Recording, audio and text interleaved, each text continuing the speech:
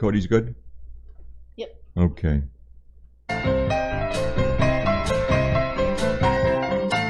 Welcome to Just the Tip America with your host, Dr. Bill. We invite you to join an open discussion about what just the tip really means. There is so much going on in today's world. It is simply overwhelming. We provide a sanctuary to take a breath, catch up, and clear your mind. All right, guys, we are back for another episode of Just the Tip America. I'm Dr. Bill with some good friends tonight. I've got Jose and my production team with Shelby and Cody, who runs our security team here in our studio. We have a very special guest, someone that I have known since 1998. I guess I was about, 5 or 6 years old at the time. As you know, I am a practicing urologist, a poorly practicing martial artist, and a once-in-a-lifetime comedian and a host to Just the Tip. When I was in the beginning, probably 10 years into my urology practice, specializing in sexual dysfunction, I met a guy named Jamie Reidy. Jamie Reidy turned out to be a very, very cool character with a background in military, interestingly enough, becoming a pharmaceutical rep and ultimately becoming a author and someone who's been involved in several books over the years. We have known each other 4 years, and I remember about 15 years ago talking to Jamie about having him help me write a book. And he said, okay, cool, we can look at that. What do you want to write about? And we met for coffee. He was in Southern California at the time. He drove up and we sat down, and across the table at a Denny's at 2 o'clock in the morning, we're talking about my life as a physician. And at that time I had been involved, luckily involved with some very lucrative businesses that jumped into, or was a takeoff of my interest in criminal justice and security and personal protection. And he looked at me dumbfounded, like we had been drinking all night. Says, "Wait, you want to write about a book about your life with the successes that you have had, lucky or not, they've been successes, and you want to bitch and complain about your fucking life?" He says, "You're nuts. No one's going to buy it." And so at that time, it was Denny's, it was the bar crowd was coming in. We ordered breakfast, and I haven't seen him in about, the last time I saw him was about 10 years later. So Jamie, thank you for joining us. Tell us a little bit of your background. Tell us what brought you from military guy to drug rep to a very popular author. Yeah, thank you. It's great to be here. It's great to see your face and hear your voice. Dr. Charming, as you're known in my first book. When I was in the Army, I didn't know what I wanted to do when I got out of the Army, other than I wanted to get out of the Army. Really did not enjoy my time in the service. Great people, but the whole structure didn't work well. And I sent my resume to a headhunter who turned me on to a company called Pfizer. And I remember being on the phone with the headhunter and writing down Pfizer as F-Y-Z-E-R. I didn't even know how to spell the company. I called my dad. I was the oldest child. It really upset my dad that I got out of the Army. You only have 17 years left till a pension. Like, 17 years? I don't want to do 17 more days. Anyway, my dad was an investor guy and told me I had to take the Pfizer job. So I did. I did what my daddy told me, and I took a job at Pfizer, not knowing anything about chemistry chemistry in high school. We all thought I was going to be a doctor until I took chemistry in high school, and then everyone realized I would not be pursuing a medical career. As a pharmaceutical rep, I just kind of stumbled around, didn't work very hard, figured out that no one ever knew where I was during the day, and how to kind of make it look like I was working when I wasn't working. And then Pfizer in the spring of 1998 launched the world's most talked about drug, Viagra. and I got promoted into the Fresno territory, and Fresno was the last territory filled, and that didn't seem strange to me that I was the leading candidate.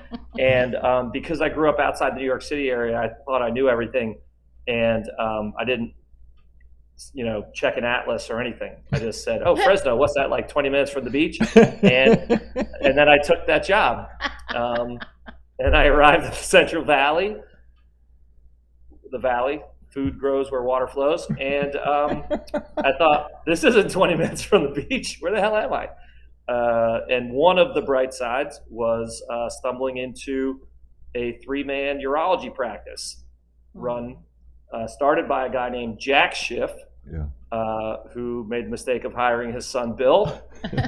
And on my first day calling on you guys, I'm not sure if you remember this, Bill. Your dad came out and checked out my shoes and noticed that they were shined, and then immediately decided that I was a good person and he should take some time to talk to me as a sales rep because I shined my own shoes. And then you came out and checked out my suit. And before I got out of the Army, I was stationed in Japan. I had gone to Thailand for a week, and I had 2 suits made, handmade. And you came up and said, "What the fuck is this? That's hand stitching. Whoa, look at this, Gail." And you called your other partner over. And I was like, this really weird, everybody's checking me out head to toe. And boom, we became good friends. You have a little bit of a wise ass streak. I do as well. And we hit it off. God, thanks for those memories. Both my dad and I sold clothes. That's right. And I grew up in the clothing business, and I learned how to shine shoes from my dad. And when I was a kid, I never went to the prom, and I don't remember my first date whenever my dad bought it for me. I don't know when that was, but my Friday and Saturday nights, Friday night we're shining his black shoes, and Saturday night we're shining his brown shoes. But I legitimately sold clothes, and kids would, their parents would, their fathers would, take them out golfing or pitch a ball or do something sporting wise. My day my weekends with my dad is that I'd get up early, go make rounds with him, and he allowed me to drive him to LA, all right, where we would buy suits wholesale. Wholesale. I mean, now $5,000 suits for, I think, 85 cents or whatever they were. The garment district. The garment district in Los Angeles.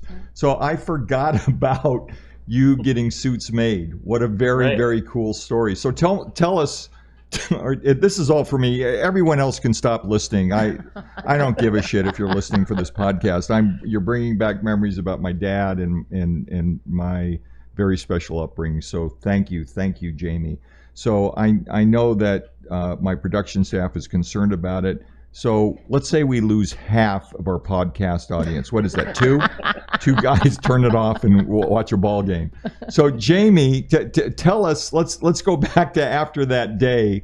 So that would have been my dad's MO, checking out the shoes. Because if your shoes weren't shined, he'd have you take them off and he'd shine them for you, or have the kid, me, do it between cystoscopies, which was a little uncomfortable. So where did our relationship go from there? You were highly sought after as a confident, funny guy. You were highly sought after in the pharmaceutical world as a regional speaker. And I got to drive you a couple of times up and down the 99 corridor to what I call the Motown, Modesto, for talks. And you had a great line when you introduced yourself to a crowd. You said, how do you define an expert speaker? And they were saying crazy things like, you're very knowledgeable and you've got all the right certifications and whatnot. And you said, no, you show up from far away and you have slides. And I always thought that was such a great synopsis of how the pharmaceutical companies choose their speakers. So we got to spend a lot of time in the car. And on one occasion in particular, I don't know if you remember this, it was a weekday, and I had planned on playing hooky from my job that day to drive down to LA to see a Dodger game with some college friends. And because I hadn't put in for time off, I couldn't suddenly, disappear. And so I drove down to Fresno, picked you up, and then drove like 100 miles an hour in my company car back up the 99 to get you to this talk, at which point I had to drive back down past Fresno to get to LA. And your quote, I said to you, I go, look, I'm going to let you in on something here. I had a different plan for today, not attending this meeting. I'm going to the Dodgers tonight. I got great tickets. And you go, oh, I'm fucking you up. I'm fucking you up. And I'm like, don't worry about it, Dr. Schiff. Just make sure, you break a leg out there and don't embarrass me in the Motown. So that was I took a big leap of faith that Dr. Bill was not going to rat me out to management, and you didn't. So I still tell that story. I'm a little, and I have no problem. I'm glad that you, and again, for that one or two people who are still listening, I was not an arrogant son of a bitch. I was just a shitty driver. I would, and it is a true story. I would fall asleep. My wife, I don't even drive when my wife's, she takes over. Or when I drive alone, it's where you in LA yet? No, I pulled over 20 minutes away at the Beacon station. I just needed 10 minutes. I used to sleep on the freeway until some officer, I fell asleep I pulled over in the freeway, and I wake up to a billy club on my window. I go, what the fuck? And there's a guy, a CHP, says, sir, you can't sleep here. Are you all right? He says, no, I'm just tired. He says, and that's when I learned about truck stations. They're very cool. I mean, you can get showers, and you can get all you can eat nachos with a little cheese. Yeah. But yeah, no, it's just I hated driving and just very poor attention span, except in surgery. All right, except in surgery. Yes. But I love that story, and I still tell that story because he dropped me off. He was very cool. He handed me off to another guy who was going to, that was apparently, my thought was, no problem. He's going to drive me home. He drove me to a Greyhound bus station from Modesto. He paid for the ticket. I think it was cash. It was $11 at that time. Yeah. But you had a good time in LA. But it was a great story. So we did a lot of stuff together, and yeah, we had fun together. And those were the days when you were paid handsomely, or I was paid handsomely. It's been over 7 years, right? So the IRS can't get back to me. Jose, could you look that up for me? I think we're clean. But 19, yeah, so we're 20 years out. But yeah, it was fun, and I love to entertain like we're doing today. And Jamie was a big part of that. So Jamie, when you were involved, we had a whole bunch of these little sessions where you would drive me around. I had people taking me to an airport, and he'd pick me up, and it was a good time. But then you kind of walked away, and the next thing you're telling me that you were interested in writing a book, and I go, wait, that was another facet of your life that I wasn't really aware of. When did you get the idea of writing a book, Hard Sell, which was about your time as a drug rep, and golden times for reps, because Viagra was a big deal at that time, and still is. And at that time was the premier position for you, or for the company, and the only game in town for drugs to improve sexual health. What transpired? What motivated you to write that book? Well, I was an English major in college, and I always fancied myself a storyteller. I did a lot of talking about how I was going to be an author someday. I was going to write a book. A lot of talking, not a lot of writing. And so I really should have been writing a book a long time before that, but I was lazy and not focused at all. And my roommates, I initially, when I worked for Pfizer, I lived in Indiana, in South Bend, Indiana, where Notre Dame is located, about an hour and a half from Chicago. I lived with two buddies who just couldn't believe the stories that I had going on with doctors and nurses and just the kind of general shenanigans in the pharmaceutical business. And they were like, okay, you gotta write a book about this. But I didn't feel like I really had a hook beyond idiot single guy shenanigans. And then, they accidentally promoted me to sell the most talked about drug in the world. And suddenly I had a hook. Like, okay, I was going to be the first rep to write a book about Viagra. That still proved kind of challenging, basically because I hadn't been doing any writing. And so, like most other skills, writing, they say it's a muscle and you've got to do it over and over again to sharpen your skills. And I hadn't been doing it. So it took me a long time to get the content good enough. I got an agent and then a literary agent, and then he broke up with me by email, and he said, your writing's not getting any better. I don't have time to teach you. Wow. Okay. That was a little rough. And then he said this, oh, and that stuff about you and your dad, it's not funny. Okay. Wait a second, asshole. You can tell me that my writing's not any good. That's fine. But don't tell me that me and Rich Reidy aren't funny, because we are fucking funny. So I took that as a challenge and really hunkered down in the writing of the book. And then I still couldn't get another agent. And then a friend of mine who, this is embarrassing, we had kicked him out of our fantasy football league because he was such a pain in the ass. So we basically banished him from our friend group. And then I saw him in a Notre Dame football game, and he said, hey, I know somebody at a publishing house. You should give me your manuscript. This guy loves me, and we'll get it published. And I was thinking, no, we won't. No one likes you. You think people like you, they don't like you. And you sending them my book will just make it less likely that I ever get published. But he was super, he was super annoying and followed up. And so I appreciate his persistence, and just to get him off my back, I sent him the manuscript. And then 3 months later, I had a publishing deal. So I am forever indebted to my friend Ed. You spent a few minutes of airtime, but how long did it really take you to put pen to paper and write this manuscript?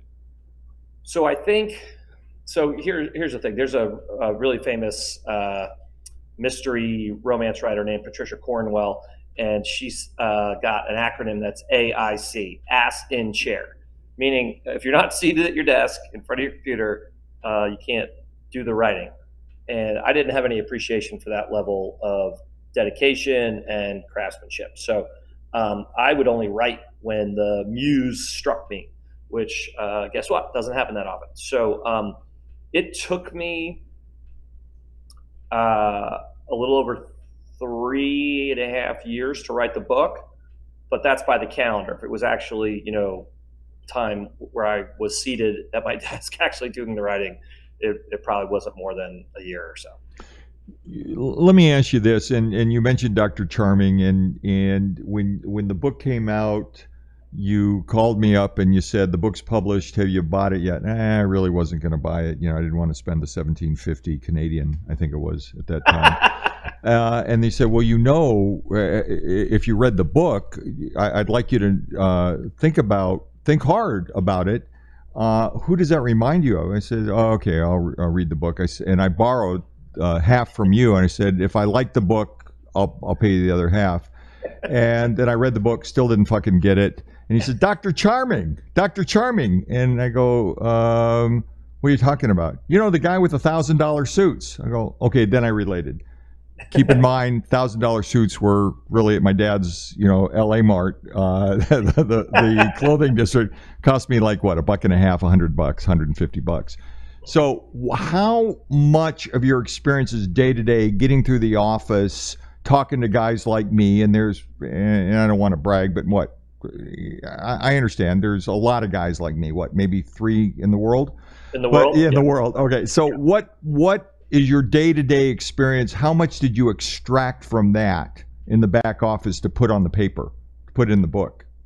Oh yeah, like we were hoping, the publisher and I were hoping we were going to get sued by somebody because that would just be great publicity, right? Yeah. And it was all, it was all nonfiction. It either happened to me or it happened to somebody else. So, who had shared the story with me. So,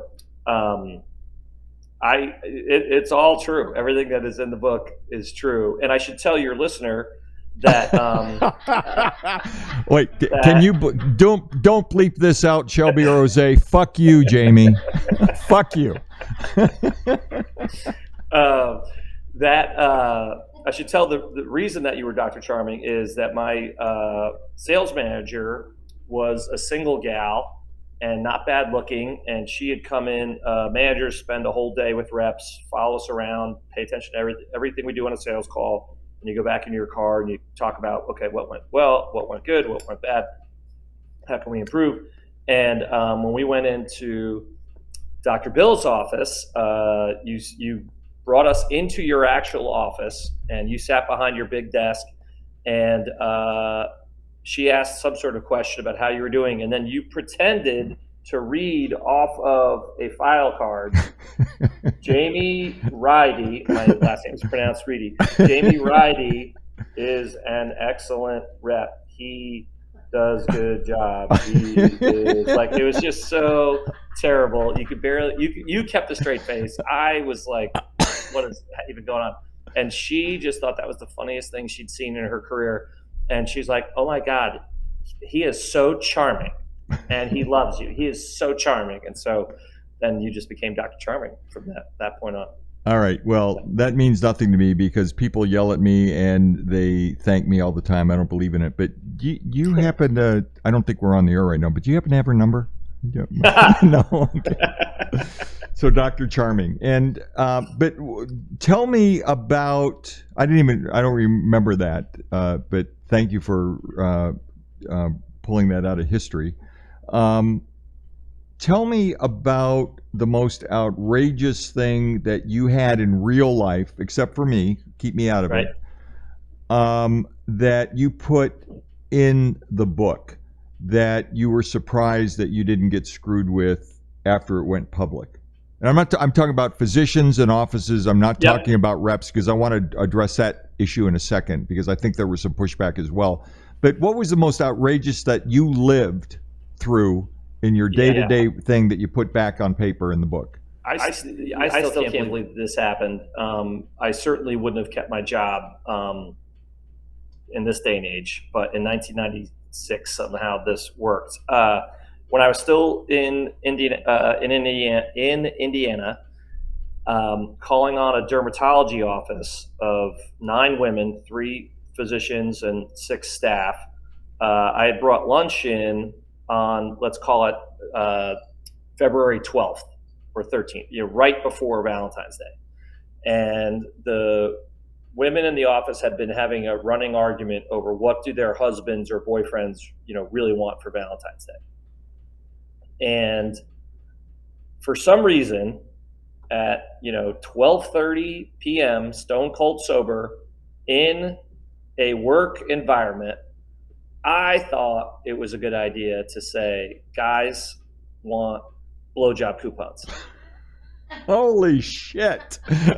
And I can't even, I don't even know what I was thinking, right? So I'm thinking of all the California lawyers are just salivating and wondering what the statute of limitations are. They could pay their mortgage. Go ahead. Yeah. So as this is out there, right, and it's starting to dawn on me, like, dude, you just got fired, and how are you gonna explain this to mom that you got fired for this idiot comment? It's just kind of hanging out there. And then finally one of the front desk personnel slams her hand on the table and says, I knew it.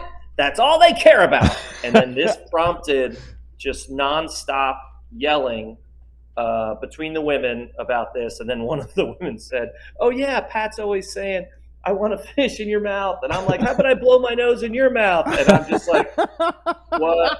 This has gone I've lost control over this lunch. This is not, they didn't teach us this in training. So I thought it was all, that's all done, right? Like we're never hearing about this again. And then the next time my sales manager, my sales manager in Indiana was a guy.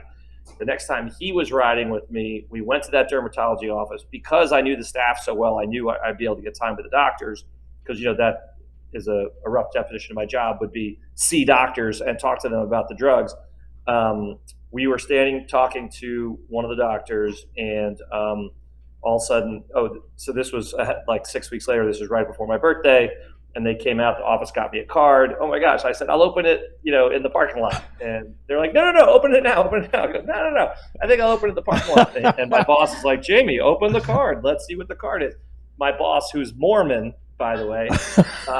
And I open the card and fall out these little tickets like you'd get at skee ball or whatever. And they all say BJ coupons on them. And I'm like, how? And he's just looking at me, right? And then I picked them up off the floor, put them back in. I'm like, okay, so let's talk about Zyrtec and how it can help the itchiness from urticaria. And it was really smooth transition. And then we're out in the parking lot, and he says to me, Guy, your customers love you. This is insane. I've never seen BJ coupons. What is going on?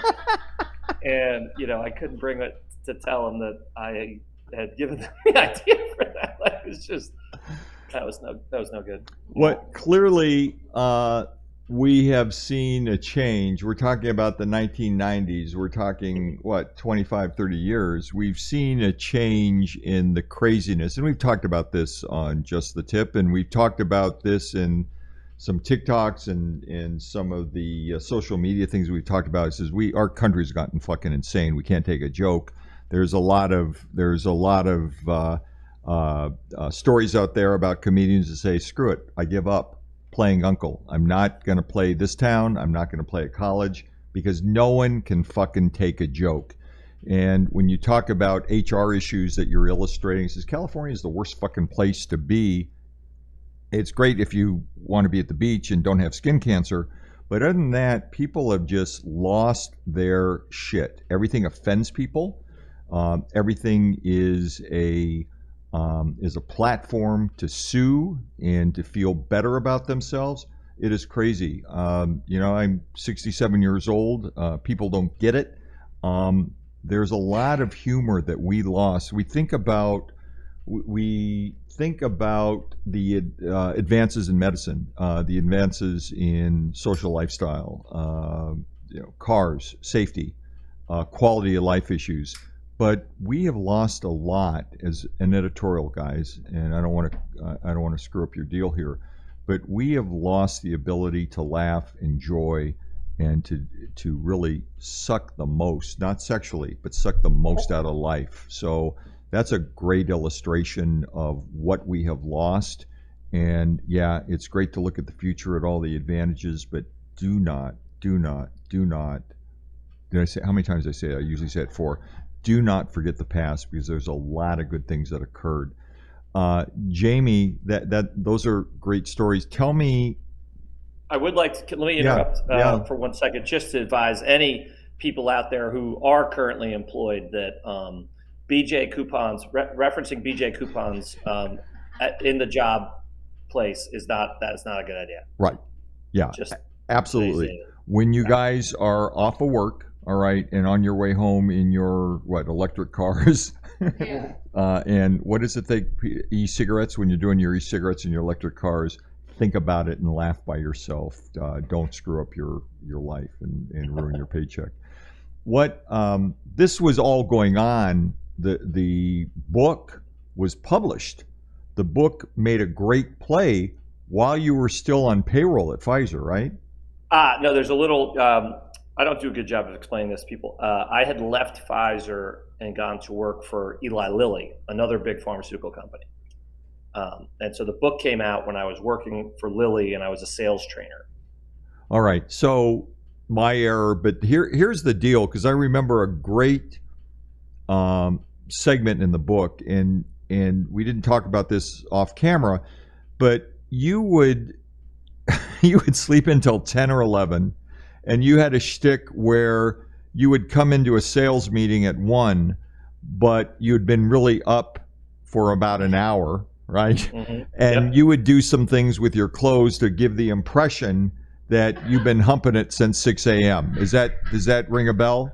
That is fair. I would occasionally throw salsa on my shirt and say, "Oh my gosh, I was carrying lunch in." And look at you guys know when you're carrying a big tray, of tacos in to an office, and then there's spill on you. I would do things like that. But there was I was once so hungover that I couldn't get out of the house. I was lying on the hallway next to the dryer. And I turned the dryer on, and it sounded like I was in the car, like on the 99, baby. Just getting some windshield time, boss. There's a lot of tricks. And strangely enough, when you're a sales trainer teaching young, impressionable reps how to do their jobs, your employer doesn't want to hear that you published a book on how to make it look like you're working when you're not working. And you only worked T to T, 10 to 2, Tuesday through Thursday. They don't want to hear that sort of stuff. So, what did you do with the shirts to make it look like you were wearing them for 8 hours when you just pulled it out of the laundry? Well, yeah. So sometimes I would have to squash them, right, between books to get some good wrinkle in there. And then there was the staining. You just purposely throw some salsa. Yeah, salsa's good. On it. You can go in and you could do the tie and just be like, God, I guess I gotta take a break, man. I've just been humping it, So no. It's great. When my book came out, one of the guys I worked with, Eli Lilly, said, I gave him just a brief synopsis of it, and he said, "Reidy, did you ruin it for all of us?" And I said, "I think I did. I'm pretty sure I did." Well, that's an important point, because when I would talk to people after you left the game and were hustling your book on the street and were no longer employed, we still got a lot of reps came in, and I'd mention, "Hey, do you know Jamie?" And these are guys that depended upon my business to pay the rent. They would say, "Fuck him," and they'd walk away. Tell me, and these are good guys I still see. Yeah. Haven't been able to write a book, and they're still humping it 30 years later. And sweet guys and very good guys. Mm-hmm. But what happened with Eli Lilly when the book came out? Did they ask you to continue writing books, or how did that end? So this is a funny thing that I learned as a nobody author. When John Grisham has a new book coming out, Malcolm Gladwell has a new book coming out. They're two. Those guys are here next week, by the way. Okay, go ahead. They know what day the book is coming out, and bookstores and Amazon, they hold the book until that day, right? And everybody sells it. It gets released all on the same day across the country. When you're a nobody, bookstores nobody cares. There's no rule on this. So my book was starting to appear at different places around the country, depending on how far away they were from the warehouse, right? How far did the truck have to go, kind of thing. So this was before texting. I was getting calls from people like, "Dude, I just saw your book in Rochester, New York. Hey, your book's in Miami." But meanwhile, my mom couldn't get a copy of the book. So it's really embarrassing when your mom wants to tell her friends when your book's coming out, you don't know, but then people are calling your mom saying, "Oh my God, I just saw the book in Cincinnati." So I sent an email, a less than super descriptive email, to my boss, the head of our division, and our HR person. And the email just said, "I wrote a funny book about my time with Pfizer. It's coming out sometime in March." So this was the Eli Lilly. Correct. Yes. Another pharmaceutical company. Okay. Yes. So I was trying to downplay I mean, I think I said Eli Lilly twice in the book, and that was just in relation to Prozac. Like, I didn't talk about Lilly at all. Did you mention but me at all? Did you mention Bill Schiff, Dr. Charming? Yeah. I made the mistake. I made the crucial mistake of not realizing you wanted the world to know your real name. I was trying to cover for you, and you were like, no. You can put my social security number in there. I want everybody to know that I'm Dr. Charming. This is the reason for you an apology. No, this podcast is going to remedy this. This is going to fucking viral. So, two of the three authority figures that I sent that email to, I have a book coming out about my time at Pfizer. They both responded and said, "Can't wait," or "I should get a copy." And my lawyer was like, "Print those out." And then one guy, my boss, did not say anything, but he went right to Amazon and placed an order before everyone used to do that. And that was kind of back when Amazon only sold books. So he got the book and read it just as word was kind of getting out. Like the New York Times called Pfizer for a comment and different things. And so, Lilly was understandably upset that a sales trainer wrote a book, a big part of which was, haha, I never worked, and I was, number one in the country at this. Oh yeah, that's probably something we should say. When I left Pfizer, my sales territory that was empty, the sales, you have a 2-month lag on your sales numbers, and I had been kicking such ass at the beginning of 2000 that my sales just kept going, and I finished the year ranked number one in the country. That was a territory that was empty for 7 months. Like, that's how much I was kicking ass. Had I known that I was going to do that, I'd be the number one. I'd go on all the trips. I definitely would have gotten promoted. I probably don't quit the company, right? I mean, why would I leave a company if I'm going to get promoted? So that's kind of funny that back, before the real instant digital age, I didn't know how well I was doing. But anyway, Lilly made me they flew me in and yelled at me and tried to make me feel like a scumbag. And it worked to a certain extent. I did feel, my parents didn't raise me to lie to my bosses. But I just didn't feel any skin. I didn't really have any connection to, I didn't really feel any dedication to the company or the drugs that I was selling. And I was able to rationalize it in my sociopathic brain. So Lilly said they would pay me $40,000 to go away quietly. I had to sign a ironclad NDA. And I'd already heard over the years, people got fired for whatever. They got 40 grand. Like, everybody gets 40 grand. And so what they didn't know that I knew was that the New York Times and CNBC had already contacted me and said, if you get fired, please call us, because this is crazy. There's no way they should fire you. They should pay you whatever you want. And so I said no to the offer, and they said, well, they said a lot of mean things, but they're basically like, well, you're unemployable, and no one would ever hire a dirtbag like you again. So we hung up the phone. What year was this? I'm just trying to figure out. Oh yeah, 40 grand. So this is March of 2005. Okay, so 22 years ago. 7 years after I met you. Okay.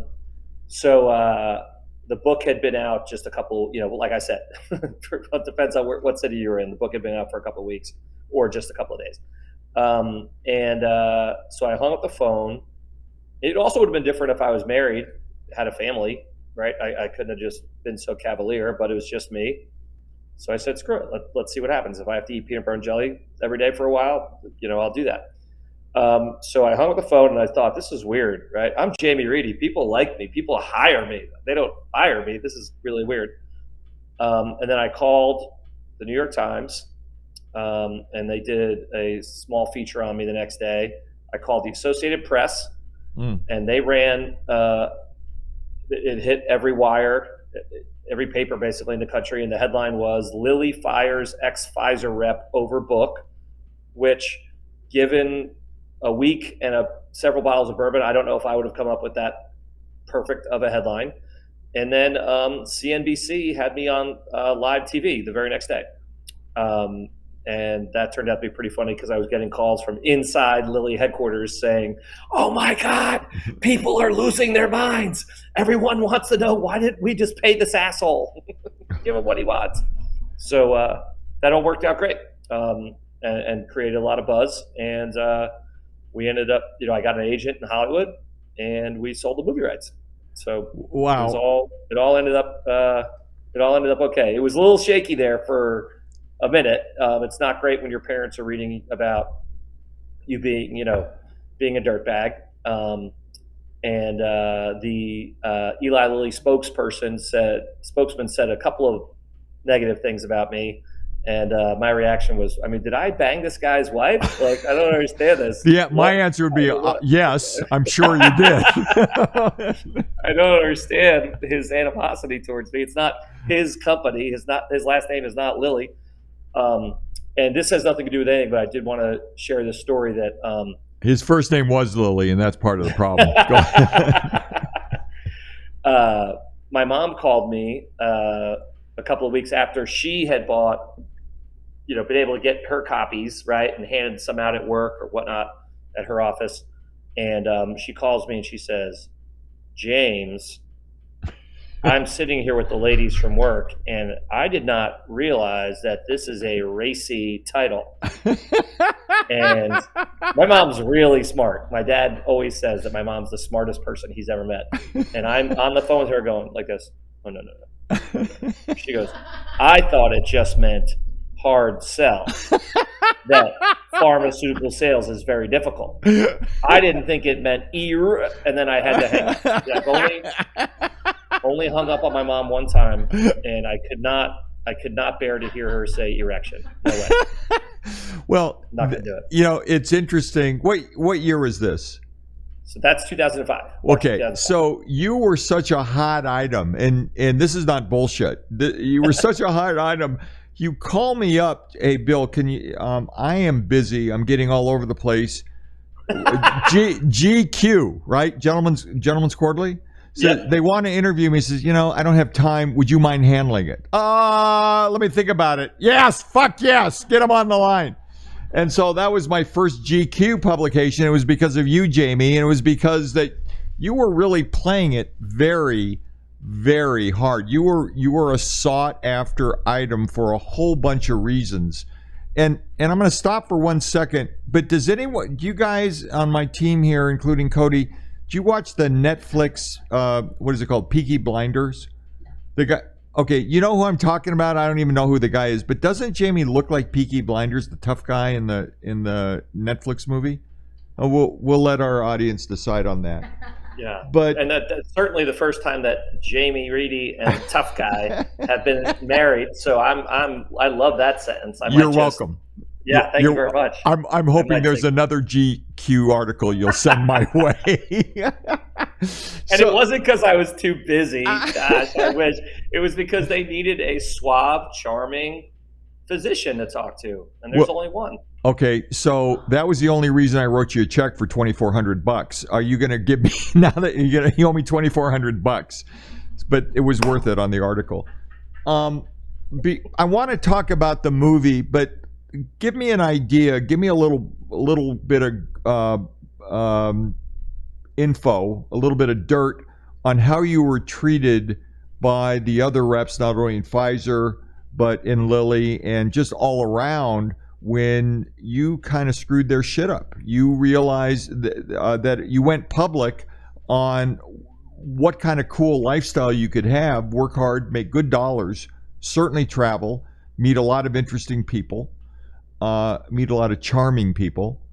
And did it screw up their deal, and how did it change after? How did the pharmaceutical reps change? Now, I used to train them. I used to spend a lot of time back east training hundreds of people until I did a fat joke and got fired on that deal. But yeah, 2001, who'd have thought? But how were you treated by your fellow reps after that? There's two separate things, and actually, I think regardless of where you fall politically, like the things that we're hearing today, it's people say behind the scenes, oh, Trump, blah, blah, blah. But then on TV, they say good things, right? So it was the opposite for me. People would say to me, dude, oh my God, you killed it. Everything was true. And then publicly they'd be like, "Fuck Jamie Reidy, that ass. I never liked that guy." "Oh, you never liked that guy? You always asked to room with him on the road." "Yeah, no, fuck that guy. He's an asshole." So, and I understood that. Like I was totally okay. I definitely felt bad one time. My closest friend at Pfizer, he takes his job very seriously, and he really wakes up every day and tries to make patients' lives better. And he thought that I just shit all over what he does every day, and he felt it more in my. So I was on CNBC a couple times and CNN Live, and so he felt it was more in my media appearances than necessarily in the book. But it really hurt his feelings, and that created some problems for us that I had to try to win him over, because I wasn't trying. I was trying to say, this is what I did. This is what everybody does, right? This is what I did. So that was a real bummer, because I have all the respect in the world for somebody who takes their job that seriously and really thinks they're helping patients every day. Well, I think that's admirable. All right. I get that. Let me take a different turn here, and let me ask you this. I consider myself a salesman. I sold clothes, and selling, whether you're selling pills or selling clothes or selling cars, it's the ability to hook into somebody, not in a negative way, but in a positive way. You bring people, you hear their story, and you bring them to a journey that they are begging to go for. It's not being a sociopath, a psychopath. You're not manipulating in a negative way.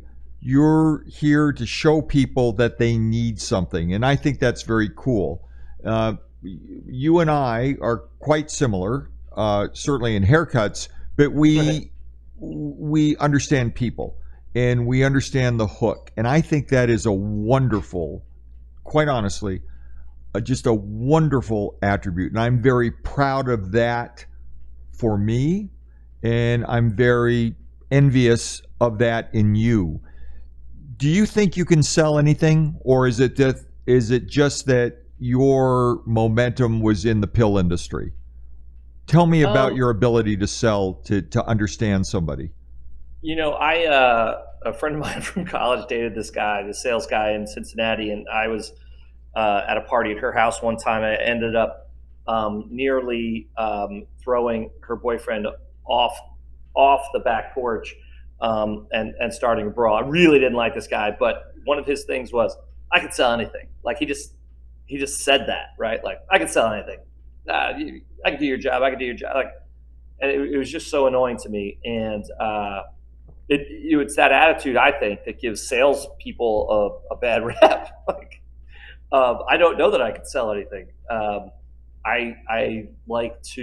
was lucky at Pfizer. If every drug that I had was either the best or like 1B, and I was really well trained. I think if Ooh, I stumped you. If I'm given the features, the benefits, I think I could be competitive at selling. What I am very good at is breaking down barriers early and connecting with people sooner than other people do. Like, I love going to parties where I don't know anybody. Like, I love that. Because, hey, wait, these are people who haven't heard my stories? Oh, let's go. Like, I'm in. So actually, friends of mine told my wife, Allison, then girlfriend, because we met during COVID, and you can't go see anybody, right? So it was just Allison and I. She hadn't seen me in action at a party or a wedding or something. And they're just like, oh, you haven't seen Jamie? And and so she said later, why did everybody say that? And I go, because I'm going to ditch you. Yeah. She's like, why would you ditch me? I go, well, because there's people I haven't met. I can tell my stories. And she goes, yeah, but what if it's my party and you don't know? I go, yeah, that's my favorite one. And then at the end, people are like, oh my God, Allison's boyfriend is so funny. She's like, no, this is not. Why am I falling in love with this idiot? So I did do a pilot or an audition tape for a TV show. I got contacted by a production company that was trying to do a reality sales TV show. Okay. And I would be the host. And Wow. so they wanted to see me on film, like on video selling something. But I didn't have a sales job anymore. Like they really thought that I was going to put my suit on and like go into like, I don't know, it's a doctor's offices or something. So what I tried to do, Bill, was to your point, can I sell anything? At first I wanted to try to sell ice to Eskimos, but it was too hard to find Eskimos in the Los Angeles area. So I said, wait, I live at the beach. So I'm a little slow on the uptake. You remember that from meeting me. So I'm like, hey, I could try to sell sand at the beach. And so that's what I did. I went and I like took little sandwich bags of like 30 different, batches of sand, and I labeled them different things. And then we set up a table at the Hermosa Pier right on the Strand, and I videoed us, me selling, sand at the beach. And I said I would accept payment in hugs or high fives. And, like it was a rot. I had this homemade sign, which was terrible, and people stopped. And then, of course, you had the guys who were definitely on Reddit conspiracy boards, like asking why I think my sand is better than other sand. It's like, dude, you haven't been laid in a while, okay? But these German flight attendants stopped. I got hugs from them. Like it was just fun, right? So like that was the thing. And then unfortunately the show didn't sell. So nobody asked me to try to sell the show, I guess. But that was a fun experiment because I was super nervous at first. Like I'm just this weirdo standing on the Strand at Hermosa Beach trying to sell sand, and it turned out to be really fun. Well, I'm a student of people, and I'm a student of people because of how I was brought up, and I appreciate the salesman aspect. And I grew up, not my immediate family, but in-laws, and know a lot of people. There is a bad press to salespeople, and I've been hustled in my life, and I learned from my experience. But there's also, and it's important to appreciate that, how bright, intuitive, how electric people have to be good salespeople. And they have to be intelligent. And it's not all guys smoking cigarettes and drinking booze. It's people that read their audience. So I think that's a good thing, and it's something that in my mind is admirable. And you got to be careful because it can take its toll on you personally. But I think it's a good thing. You also bring up Allison, who is you're recently married. Congratulations, kudos to Allison for putting up with you, and congratulations to you, Jamie, who I am beginning to love more than when I first loved you when you put me in the book. So that's admirable, and congratulations to you and to Allison, and we wish you the best. That was a moment of sobriety. Now we talk a little. That was a rare. I know. Wow, and your entire staff is just slack-jawed right now. They're like, should we cut to commercial? No, we don't have sponsors. We do. What do we do? We do. My wife, who is huge money, is sponsoring us. She doesn't know that. Let her know. Let her staff know that she's sponsoring us. But how did you get from book to screenplay? This was a big deal, and knowing that I was in the book, immediately bought the theater out and said, "Boy, this is going to be nuts." No one on the cast looked like me, so fuck you. But how did you get that? How did that make the screenplay? Well, you'll notice. I mean, there are limits to my power. My powers, Bill. But Hank Azaria, I mean, not bad, right? Doing okay. He doesn't like Motown like I do, though. You're just pissed because Hank apologized for doing the voice of Apu from The Simpsons for so long. That's all. He means nothing to me, and I mean that seriously. Go. We, once it was a very interesting process. Once you have a book out, it's a lot easier to get an agent in Hollywood. And I had a friend, close friend of mine who has become my attorney, and stayed a close friend of mine. He knew one attorney who was at an agency in Hollywood, and they set up a meeting for me. And when I walked in, they told me later that they were like, okay, we're just going to sign a one-time deal with Jamie Reidy. We're going to represent this book, and we want nothing else to do with this guy. And then, I was still working for Eli Lilly. I had my suit on, right? My suit and tie on. I walk in. What did I just tell you guys? 2 people who don't know me. Let me tell you about me, my favorite topic. So at the end of it, they were like, well, we'd like to represent you. And I was so in a panic about everything, because one of the reps at Lilly, her brother is a Hollywood actor, and I referenced him. And then because I was like, well, he could play me because he gets it. His sister's a rep. And they're like, we represent him. And then I was in a panic, like, oh my God, is he going to remember me? We only partied one time, So I didn't even remember what I said on the way out the door. And then my buddy calls. It's like, did you sign with that agency? I'm like, dude, I don't know what the fuck happened. It was crazy at the end. And he goes, they want to sign you. What happened? I'm like, I don't know. I was just talking. I was being myself. And then I got over my skis. And I don't know what. He's like, well, it worked out. They want to sign you. So it was great. So they signed me to represent me, and did so for several years. So that was really cool. And then what happened was I at my last management meeting at Eli Lilly, because I was a sales trainer, so I was considered on the management team, one heartbeat away from being a sales manager.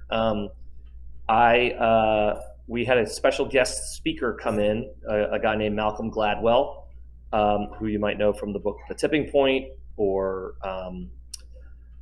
10,000 Hours. Jose, when is he coming in? Next month? Yeah. I think he's booked for next month. Go ahead. He's like the biggest nonfiction author over the last 20 years. We know. Okay, we know. So Blink. So the book that he had just launched was called Blink: The Power of Thinking Without Thinking. And Eli Lilly hired him to talk to us. And so everybody was pissed off. He's got a weird haircut. Pharmaceutical sales is a really conservative place. And who's this guy? He's got a weird haircut. We could fly home early. We got to listen to this guy. This is bullshit. What's happening? But I was really excited because I had read The Tipping Point, and I thought, oh my God, he writes for the New Yorker. He might do a book review for me. Absurd. Why would Malcolm Gladwell ever do a book review for a nobody author like me? But it is my delusions that got me to this point anyway. So the point of his whole book is, one of the examples is archaeologic experts who know that something is a fraud, but they can't tell you why. They just glance at it and they're like, nope, there's no way that's from 1200. And then it turns out that they're right, but again, they didn't know exactly why. But in the thin slices of their brain, they're able to figure it out. So that's kind of what the point is. So I raised my hand in the back of the room. Does anybody have any questions? The whole room's like, no questions. Let's get out of here. Let's catch an early flight. And I'm like, yes. And he points at me, and I say, Malcolm, I have a bone to pick with you. And he says, really? Because he loves this. He loves causing conflict in life. Now, 30 other people in the room, they've got a bone to pick with me. Because shut your fucking mouth, Reidy. So I tell him, so we all got a free signed copy of the book. And I tell him, I've already got this book sitting on my coffee table at home because my mom bought it for me. Because in second grade, we had one of those matching tests where you draw the lines, and if you change one of your answers, then that means you change something else. And I brought home like my only failure of second grade and my only, non-perfect score. And my mom figured out from all my erasings that if I just trusted my first, my gut instincts, I would have got 100. So her memory was, her message to me in second grade was trust your gut. So Malcolm, I've got your book and my mom signed it. Ha ha, your mom knows more than you think she does. So Malcolm laughs, whatever, and then I ask him a real question. All right, let's go on. So that story's half true. That really happened to me in second grade with the matching test. But my mom doesn't know who the hell Malcolm Gladwell was. She didn't buy me that book. I just needed to connect with Malcolm Gladwell. So I lied to him. And then I went home and I sent him an email to his website. And because I didn't want to seem like a stalker, even though I was a total stalker, I put as the subject line, Eli Lilly management meeting, Tucson, Arizona, January 23rd. And I said, hey, I was the guy with the mom in the story. No one else knows this. Please keep it a secret. I have my first book coming out. It's about selling Viagra in the pharmaceutical business. Wonder if you'd be interested in doing a book review for the New Yorker. He emails back the next day and says, yeah, that sounds cool. Send it to me at the New Yorker. Here's the address. Now, years later, I got introduced to a woman who was then an executive at a Hollywood studio. She had been Malcolm's assistant during this time, but neither of us knew that, nor did the person who introduced us. So I'm telling her this story, and her head is exploding, and she goes, Jamie, you have no idea. Malcolm, do you know how many emails he got every day back then? No, I don't. 800. 800 from 800 different people, not like people he knew, right? Strangers. Yet he looked at mine and responded. So I called my small town publisher, Andrews McNeil Publishing in Kansas City, Missouri, and told them that the largest, the greatest nonfiction author of the early 2000s might do a book review. So they FedExed him immediately a copy of my book, and I never hear from him again. It just goes away, and the media cycle moves on. Nobody cares about the pale bald guy who got fired for idiotically telling the world that he doesn't work hard. So I thought, well, shit, I got to do something here. So I sent a follow-up email to Malcolm and said, hey, listen, I'm not sure what you're up to, wondering, about my book. It was just such a desperate email. And he emailed me again the next day and said, yeah, hey, sorry, I saw that you got fired. I'm like, oh, you saw that I got fired. Okay, that's cool, keeping tabs on me. He goes, I haven't had a chance to read your book yet. I'm on this book tour of my own. I'm in Europe. Have you sold the movie rights yet? I know somebody who might be interested. No, I haven't sold the movie rights. And, here's my agent at so-and-so agency. And 2 weeks later, my agent calls and says, hey, and we thought it was just going to be like a popcorn romantic comedy, right? Viagra guy meets girl. That's the movie. And my agent called me 2 weeks later and said, yeah, so this guy, he doesn't really write comedy, but he's really hot in Hollywood right now because he wrote the movie The Interpreter with Nicole Kidman, and it made a surprising amount of money. And so he's really hot, and he would like to talk to you. So we get on the phone, and the first thing he says is, you know why we're talking, right? And I'm like, yeah, because you read my book and you liked it and everything. And he goes, no, Malcolm Gladwell. And I don't remember anything else that was said for the next minute because I was running across my living room like Tiger Woods at the Masters, just so psyched that my stalking had paid off, right? I was high-fiving imaginary people. And it turns out that these guys are buddies in New York City. And Malcolm called him and said, you should do this book. And then the writer's name is Charles Randolph. He has subsequently won an Oscar for adapting the book, The Big Short. It's amazing what he could do with quality material.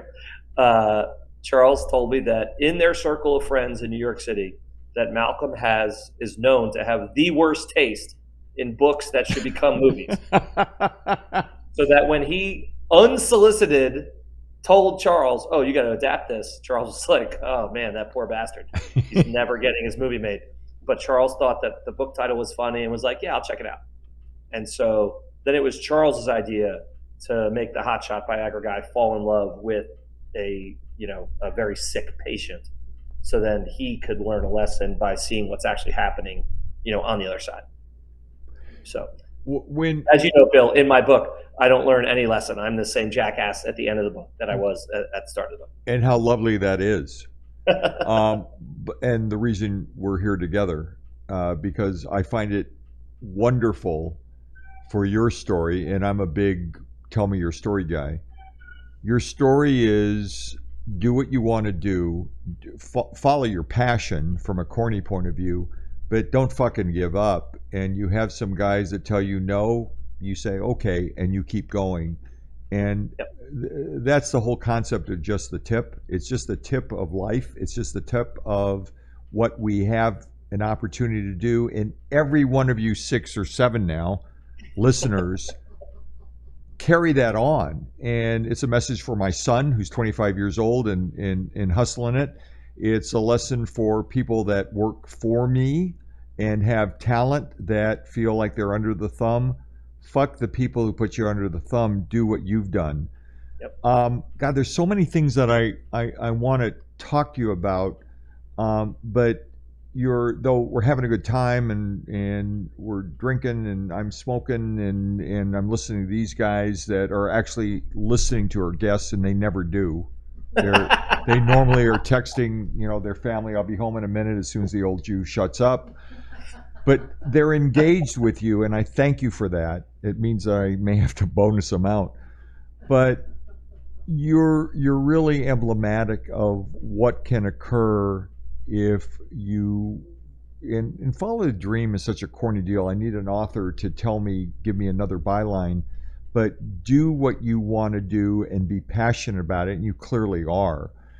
Let me ask you. Let me jump a little bit, because we have we're on social media and we have this podcast and sexual healing podcast.org.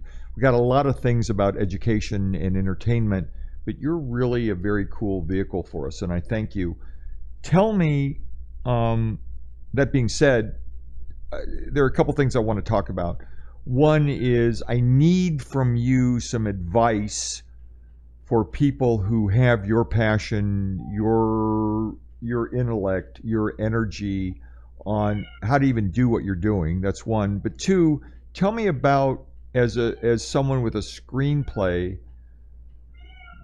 as a movie based on your efforts, what was your involvement with the screenplay? Were you pushed to the side? Were you able to say, I don't like what that guy's wearing? I'm sorry. I'm laughing at that second part. Yeah. I was not. And specifically, hey, Dr. Charming is not really, that's not him. I need someone better looking. What is it? What kind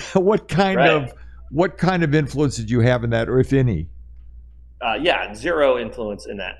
They paid me way more money than they should have paid me to get the rights to my book and my life rights at that period of time. Were you even on set? Did you watch it? Were you an observer? Let me know when you're going to stop with the questions, and I'll try to figure out which one of those I'm going to answer. What do you pay for taxes? Okay. So to your point, I was involved in the screenwriting in that the screenwriter, Charles Randolph, and I got together several times in person and then talked on the phone a bunch. And everything that happens in the movie to Jake when he's doing pharmaceutical sales stuff either happened to me or happened to somebody I know.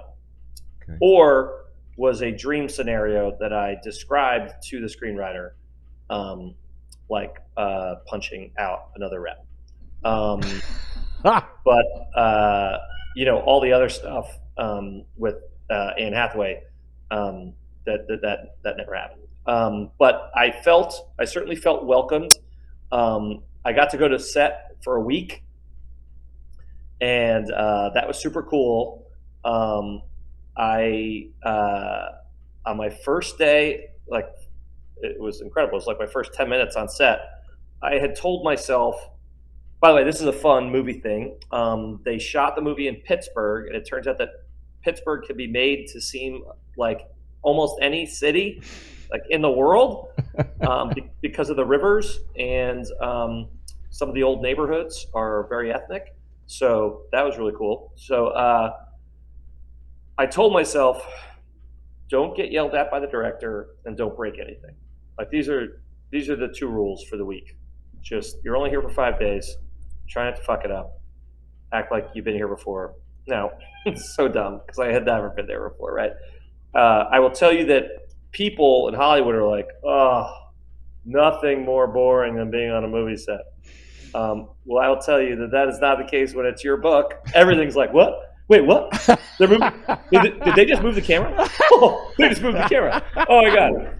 Where are they going to put the camera? That's amazing. They just moved it that much. Oh man, that's going to be a totally different view. That's a totally different view.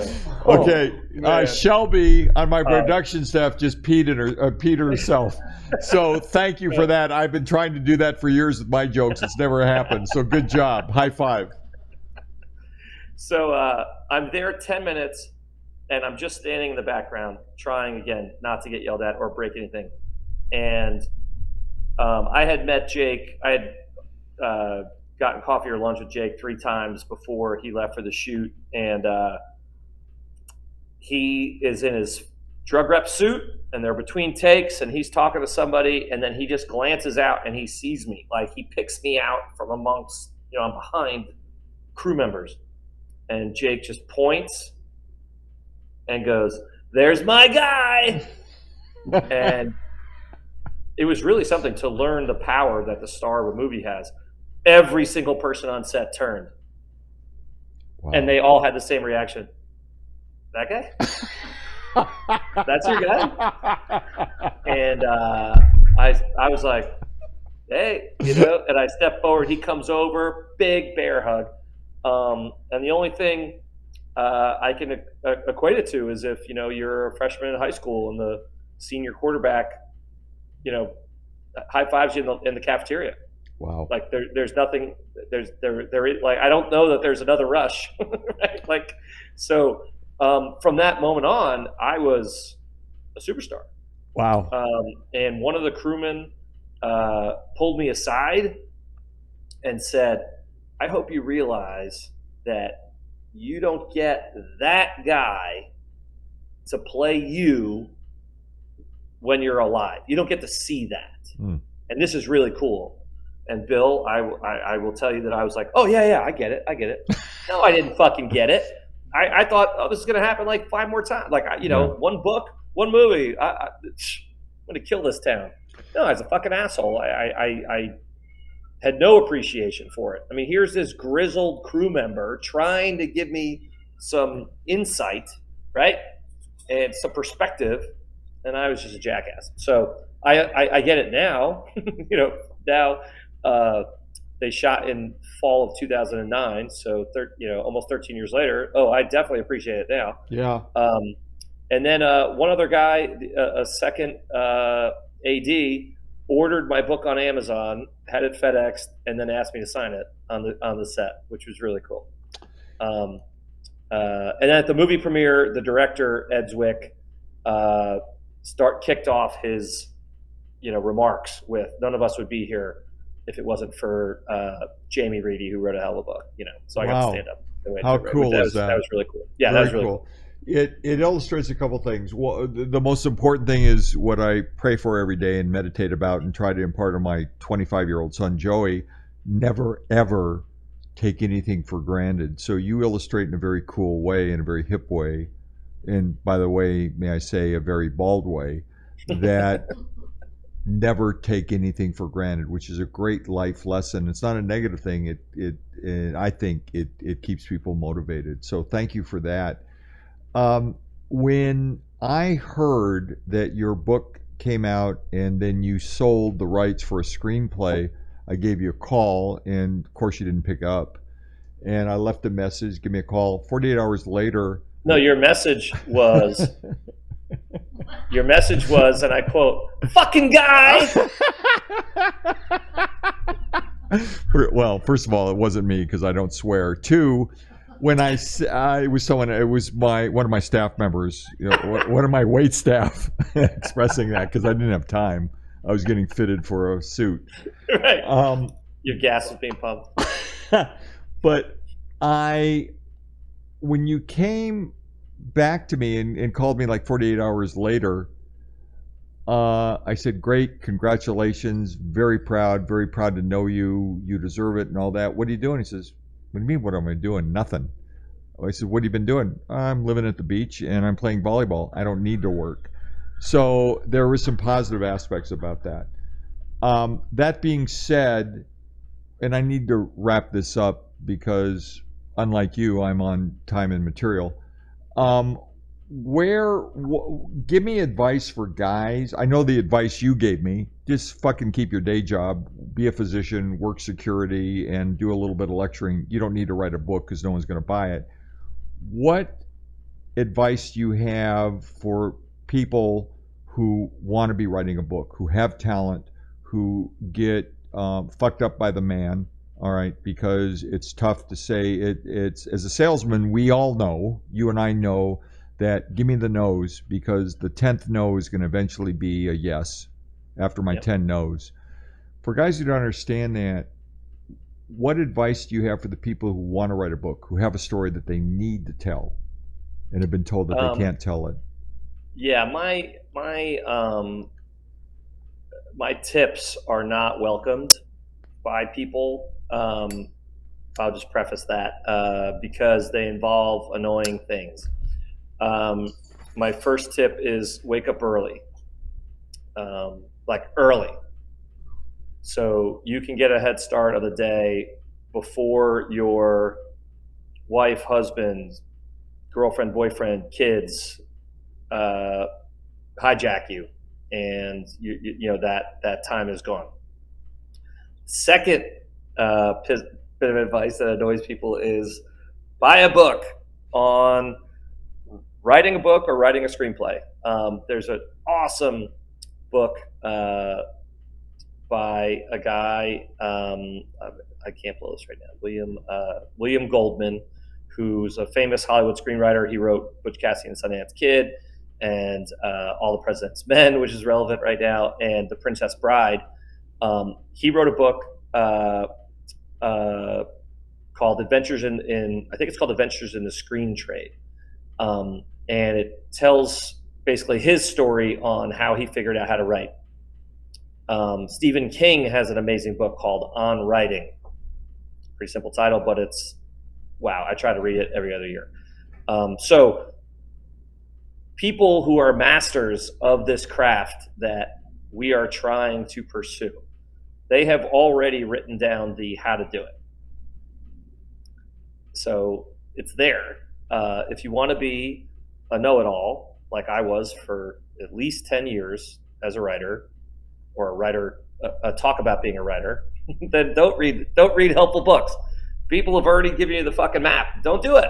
Do it on your own, and you'll wake up in a decade and be like, oh man, what have I been doing? And then the third thing, which is also not fun, is to outline whatever you're writing. Outline, so that if you are writing late night or you're writing whatever and you get distracted, you can always come back and find out, how the hell did I end up in Topeka with this left-handed girl? I don't understand this. What is going on? And then you go back to your outline and you're like, oh, I see what happened. I was here, and then I had that third bourbon, and now I'm in Topeka with left-handed girl. Okay, I know how to get back to that. So that's the thing. And in the process of outlining, you will have your whole story locked down, and you can just follow that roadmap. So, like I said, I'm a lot of fun at parties with my follow this rule, follow that rule, follow that rule. But they are all really helpful, and I try to do them religiously now. So, Jamie Reidy, hard sell. Thank you for taking time. Allison, thank you for letting us borrow your husband for a little bit. I've had a great time. This is the first time in a long time with my interviews and our podcast, Just the Tip, that I've given up so much time to an author, not because I was forced to, but because it was a right thing to do. Jamie Reidy, thank you. Jose, Shelby, and Cody, our team, thank you for a great fucking evening. I hope to have you back. I hope to have you back on a lot of other social media venues. You have made our night. Thank you, Allison. Thank you for the cat crying in the back. Thank you, Jamie. My life has changed. Jamie, great fucking job. Congratulations to both of you, you and Allison. Thank you, Bill. You're my brother. Thank you to you and your team. I'll come back anytime. Thank you. Have a great night. Thank you. Bye. We're leaving with my favorite music from Motown. This old heart of mine, Jamie Reidy, my old heart of mine. Thank you for giving me back a few years. Great fucking thanks show. For finishing with Just the Tip America. You've been with Dr. Bill, and he is looking forward to creating yet another tip with you. We invite you to become a big fat member and subscribe. Make your time spectacular. It is all up to you. Grab what you can out of life and join us at justthetipamerica.com.